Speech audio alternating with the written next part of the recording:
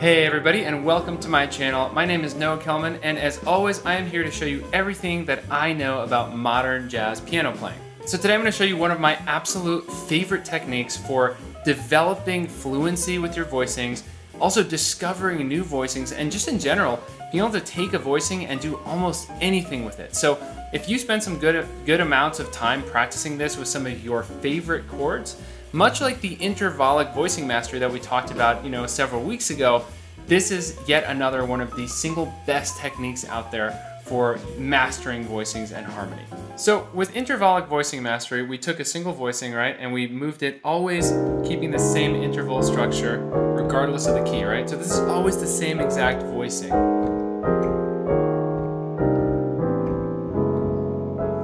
Now what we're going to do today is diatonic voicing mastery. So that means we actually change the voicing as we move up a scale. So today we're doing this C minor 11 chord. So 1, 5, 9, flat 3, 11, flat 7. So what scale can we use here? Well, we could use C Dorian. So if this were intervallic, we would just go, see how the voicing's always the same? We would just be moving up in whole steps. With this, we're going to do this.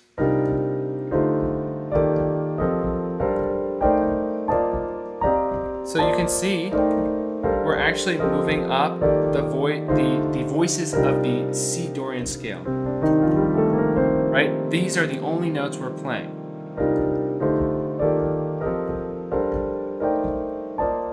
And so, wow, we are actually finding some amazing sounds here. Whoa, I love that.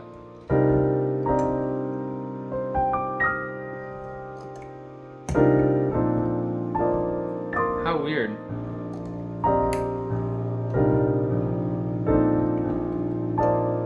And so, sorry, I'm actually having a moment here because just in practicing this chord and moving it around diatonically, I just found another voicing that I absolutely love. If you all want to steal this from me, 1, 5, 9, 3, I'm going to call this 4, right? Because we're in B flat major, and then major 7. We could also call it, I guess, 11. We could call this a B flat major 7 add 4, or I don't know, maybe we could call it B flat major 11. That's a weird one. Maybe, why don't you all let me know what you would actually call this in the comments. I always love these debates. But the point being, right, so there are a few benefits to diatonic voicing mastery. Number one, if we stay just in C minor here, right, we have all these different sounds.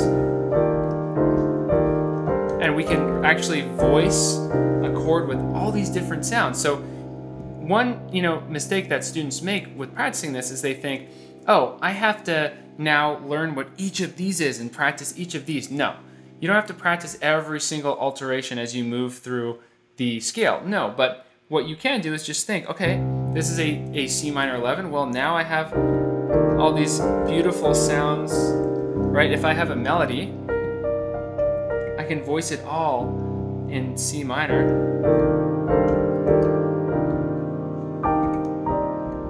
So pretty. And honestly, if you're a composer or arranger, wow, think about what you can do with this. This is almost like ultra modern diatonic block chording in a sense, right? And that's definitely something that I plan to talk a bit about more as well in the future. Talk about a bit more in the future. All right, I'll get that right. English is not my strong suit. Let's get back to the piano. Also, super quick aside before we keep going with the video, if you want to check out some very specific exercises, I don't have any specifically with diatonic voicing movement, but I've got lots of different exercises you could check out at jazzpianoconcepts.com/store. Lots of voicings in there as well. And also, if you just want some actual personalized one-on-one guidance, feel free to click the link in the description and set up a totally free call with myself or one of my team members, and we can actually just have a quick chat about what would be the next best steps for you in achieving your piano goals, and we'll take it from there. So what I would actually recommend you do, right, is rather than obsess over getting every single one of these perfect, just make sure that you can, move up and down the scale with the voicing. Don't worry about what each individual chord is, right? Okay? And then if there happens to be one that really sticks out to you as a beautiful sound, like that one's interesting. If there's one you really, really love, then take that one voicing, figure out what it is, see if you want to actually take it through some intervallic movement. I don't know if I would do it with this one. This one's a little weird, but I kind of like it at the same time. So, you know, go through. This is an amazing way to discover new voicings and just in general come up with some absolutely gorgeous sounds. So I highly recommend practicing diatonic voicing mastery. This is something that I have been doing for years and will continue to do for years. One of my absolute favorite techniques. So, as always, thank you so much for watching. If you got a lot out of the tutorial, please be sure to click the thumbs up button. And if you're new to the channel, please consider clicking subscribe and hitting the little bell to turn on notifications so you don't miss any more videos just like this one. You can also sign up for the waitlist to my Jazz Piano Secrets course, which has a lot of stuff like this and much more in a really great step-by-step weekly format. I actually just finished opening up registration, but make sure you're on the wait list because next time I open it up, the spots tend to go fairly quickly. And finally, my last, self-promotional shout out. Again, if you want to set up some personalized guidance, click the link in the description and we can have a super quick free chat. All right, thanks so much as always, and I'll see you next time.